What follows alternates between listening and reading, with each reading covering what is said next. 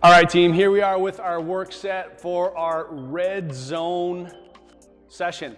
And we're gonna work through our 4 different stations here today. This particular work set is going to be a team relay dependent.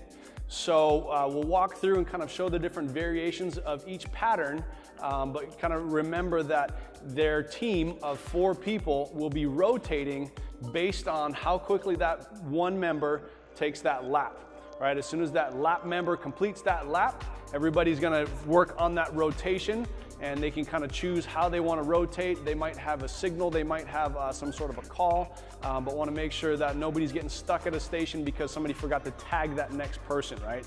Make sure that they all kind of know where they're going, what that sign is, and it's all going to be triggered. The catalyst is going to be once that person completes the lap. So team dependent relay. As we go through our patterns here, we're gonna start, our first pattern is an alternating arms, small ropes, and we're gonna add a lunge into that. So add the alternating lunge. So really, I'm gonna cue first is getting those waves going nice and clean, nice and quick. And then we see Louisa starting with those lunges. She's got that knee all the way to the ground, and they are working that full range of motion, really slow on that lunge, right? Corey's gonna keep that heart rate going here with the alternating lunge for any reason that we might need to protect those knees, right? If that lunge is taking away from the exertion of those ropes, don't worry about that. We'd rather see the ropes going quick, hard, and heavy than trying to get frustrated with knees having trouble in those lunges. Setting up for the row for distance. This is going to be something kind of getting used to depending on that time that she's actually on here. Want to find a nice pace, good, powerful, long stroke.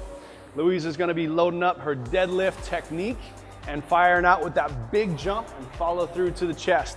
Ratio should be about reload and pull for 1 second, make 2 to 3 seconds in that reload. First thing I'm looking for is this nice, long, smooth catch. This chain should be all the way back into that start point here. And a good indicator for our movers are actually elbows way past the knees. Louisa has a little more reach. It's okay for her to lean forward here and get those elbows a little bit past that knee, right? Don't let those elbows get stuck at that knee. See if you can reach those elbows in way past the knee. Now we notice she's gotten all that chain in there. She's loading up, and she can be explosive on her legs, right? Pace-wise here, she might be about 150 to 2 minutes per 500 meters, depending on how long she's actually here for, right? If it's gonna be a 1 minute rotation, we can bring that pace down. If we're noticing that rotation's closer to 3 minutes before an exchange, then her pace might be a little bit slower, right? So I'd say Louisa can turn up. I'm gonna say Louisa up on that sprint, turn up on that sprint, a little quicker on that pace. We notice she's a little quicker on her catch, and she's just as explosive on her outward there. So I wanna make sure we're nice and smooth, nice and long on that before we start to increase that sprint. Never want to shorten that stroke distance for a faster pace, right? Always long and always strong. Great job, Louisa. Getting set up for the kettlebell squat and high pull.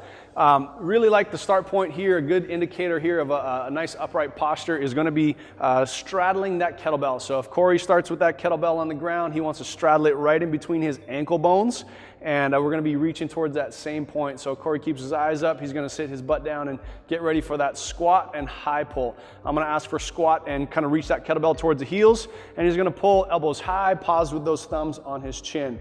You can reset at the waist level, get that nice little pause for upright posture, resets that squat, and pulls nice and smooth into it. Once he has a good posture that we know we can protect, we're not going to be kind of influencing that lower back, then he might get a just kind of good rhythm from top to bottom, top to bottom. But what we do need to watch for is sometimes that kind of that non-stop pace from top to bottom can start to overheat that lower back. So in that case, we might pause at the top, pause at center, and then reset for each rep. So we can do one quick pull up, pause at the halfway on the way down, reload all the way up, halfway down, and reset. This is a good way to keep backs protected. This is a good way to pace, and this is a good way to ensure good quality. But for anybody who's ready to rip, roar, and just hammer through that good quality technique, they can work top to bottom, and making sure they're upright at all times.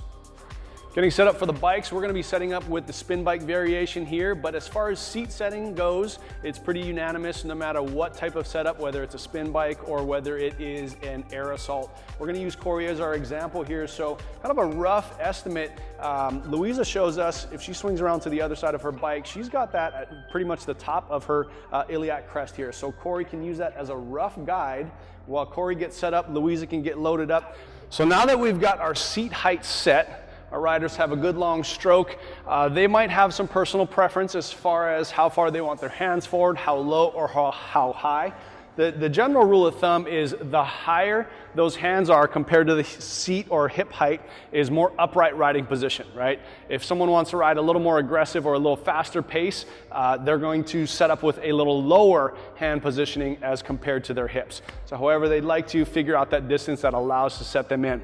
Now, this particular work set, we're going to be ascending in our exertion. It starts out at a really moderate pace, kind of a good solid 6 on a scale of 1 to 10.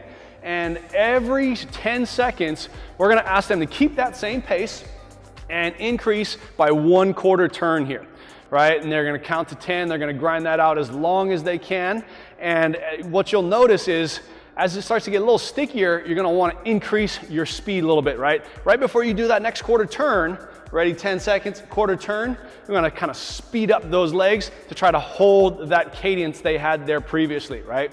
On the air assault bikes, as we hammer for those air assault bikes, every 10 seconds, we're gonna be looking for 5 RPMs faster. That's how we're gonna increase that intensity or that resistance on the air assault, versus here, we've got a 1/4 turn. Now, with the spin bikes in particular, and also with the air assaults, there's gonna be a certain point where we hit a max, right? If we keep these guys going, every 10 seconds, they're gonna go a 1/4 turn. Every minute, they're up really a good turn there, almost a full turn. And so once they hit that stick point and say their partner has not returned, that exchange has not happened yet for them to switch out, hit that stick point, you might just reset. You might just go back to pretty minimal or low resistance and get that speed back up, 10 seconds of kind of that free coast, and then again, follow through on that reset, hit your 10-second mark, increase that 1/4 turn.